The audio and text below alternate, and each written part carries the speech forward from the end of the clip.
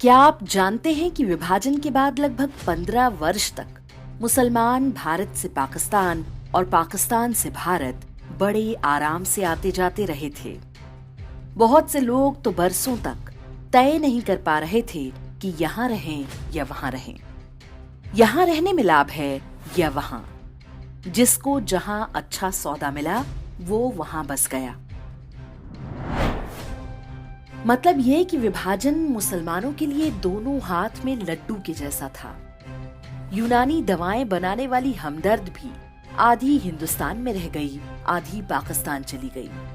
हमदर्द वहां भी रूह अफ़ज़ा पिला रही है और भारत में भी। वहां भी धंधा चल रहा है और यहाँ भी। मुसलमानों के ढेरों व्यापारियों ने यही काम किया। परिवार के कुछ सदस्य पाकिस्तान चले गए और कुछ भारत में रहे। शायर साहिर लुधियानवी वामपंथी विचारों वाले थे। पाकिस्तान सरकार के विरुद्ध कविता लिखने पर वारंट निकल गया तो भेष बदलकर भारत भाग आए।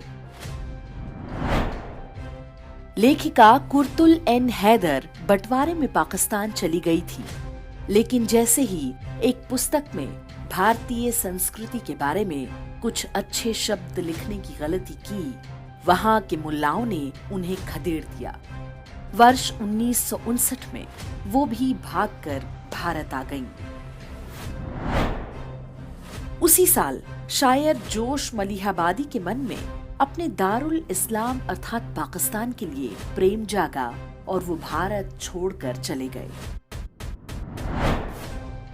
शास्त्रीय गायक बड़े गुलाम अली खां भी इसी तरह पाकिस्तान और भारत के बीच घूमते रहे। जब चाहे नागरिकता और निष्ठा बदल लेने की ये सुविधा केवल मुसलमानों के लिए ही थी। भारत से एक भी हिंदू पाकिस्तान जाकर नहीं बसा। मीम भीम एकता का सपना देखने वाले दलित नेता जोगेंद्र नाथ मंडल एकमात्र थे जो पाकिस्तान जाकर वहां कानून मंत्री बने। लेकिन उनके साथ अंततः वही हुआ जो किसी काफिर के साथ होना चाहिए। पाकिस्तान से खदेड़ दिए गए और बाद में भारत में कहीं अनाम जीवन व्यतीत करते हुए मर गए। पाकिस्तान एक देश नहीं, इस्लामी मानसिकता का जीता जागता उदाहरण है। ये मौलवियों की वो मनोदशा है जिसके अनुसार मुसलमान हुकूमत करने के लिए पैदा हुआ है।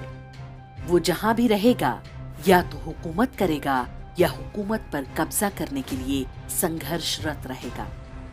ये कोई मानवीय नस्ल नहीं बल्कि मानसिक रोग है।